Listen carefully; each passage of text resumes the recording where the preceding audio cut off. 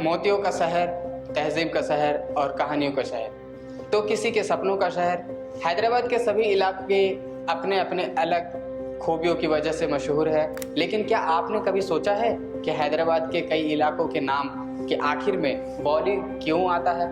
दूध बौली, गच्छी बौली, रजना बौली। आदाब, हैदराबाद डायरीज में आपका खैर मकदम है। मैं मोहम्मद कैफ और आप देख रहे हैं डिपार्टमेंट ऑफ मास कम्युनिकेशन का डिजिटल प्लेटफॉर्म MCJ मानो।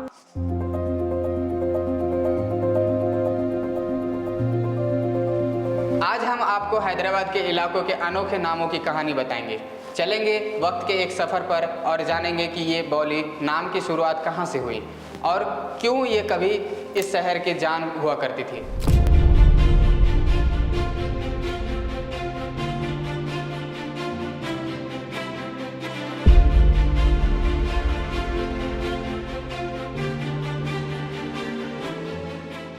सोचिए, 400 साल पहले का हैदराबाद। न ट्रैफिक का शोर, न ऊंची बिल्डिंग्स, सिर्फ पत्थर की दीवारें, खुली ज़मीन और धीरे धीरे बस रहा एक शहर। उस वक्त कुतुब शाही डायनेस्टी की हुकूमत थी। गोलकोंडा के आसपास बाजार लगते थे, हीरे मोती का व्यापार होता था और दुनिया भर के ताजिर हैदराबाद आते थे। लेकिन शहर की तरक्की के साथ एक बड़ी मुश्किल भी थी, पानी की कमी।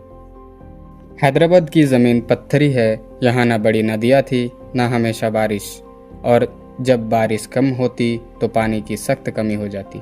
इसी प्रॉब्लम का सॉल्यूशन था बौलियाँ, यानी स्टेपवेल्स। बौली सिर्फ एक कुआं नहीं था, ये एक सोची समझी इंजीनियरिंग सिस्टम था।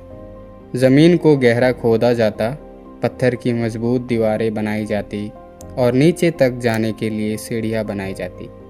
बारिश का पानी और ज़मीन के नीचे का पानी दोनों मिलकर बौलियों को सालों तक भरा रखते थे। ये बौलियाँ सिर्फ पानी का जरिया नहीं थी, ये शहर की सोशल लाइफ का हिस्सा थी। सुबह औरतें मटके लेकर पानी भरने आती थी, बच्चे सीढ़ियों पर खेलते थे और दूर से आने वाले मुसाफिर यहाँ रुककर आराम करते थे। हैदराबाद के कई इलाकों के नाम भी इन्हीं बौलियों से आए, जैसे गच्छी बौली, जहाँ एक मिट्टी से बना हुआ कुआं था, और दूध बौली, जिसका पानी दूध की तरह साफ माना जाता था। ये नाम सिर्फ जगह नहीं, शहर की तारीख के निशान थे। लेकिन वक्त बदला, मॉडर्न पाइपलाइंस और वाटर सप्लाई सिस्टम्स आए और धीरे धीरे बौलियाँ भुला दी गई। कुछ भर दिए गए, कुछ बिल्डिंग्स के नीचे छिप गई और कुछ कचरे के अड्डे बन गए। आज जब हम वाटर क्राइसिस और रेन वाटर हार्वेस्टिंग की बात करते हैं तो सोचिए, हैदराबाद के लोग 400 साल पहले ही ये सिस्टम बना चुके थे। बौलियाँ हमें सिर्फ हिस्ट्री नहीं सिखाती, वो हमें पानी की कदर करना भी सिखाती है। क्योंकि हैदराबाद की कहानी सिर्फ उसके किलों और इमारतों में नहीं, बल्कि उस ज़मीन के नीचे भी छुपी है जहाँ कभी बौलियों का पानी बहता था। आज भी जब हम बौली का नाम सुनते हैं, शायद हमें सिर्फ एक जगह का नाम लगता है, लेकिन असल में ये हैदराबाद के पुराने दौर की निशानी है।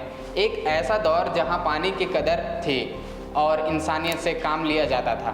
शायद हमें फिर से उन बौलियों को याद करना चाहिए, क्योंकि तारीख कभी मिटती नहीं, बस ज़मीन के नीचे छिपकर एक कहानी बन जाती है।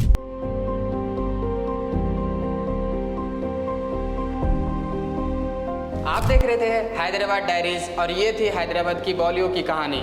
मैं मोहम्मद कैफ आपसे विदा लेता हूँ। अगली बार फिर हाजिर होंगे एक नए सफ़र, एक नई कहानी के साथ। तब तक के लिए खुदा हाफिज़।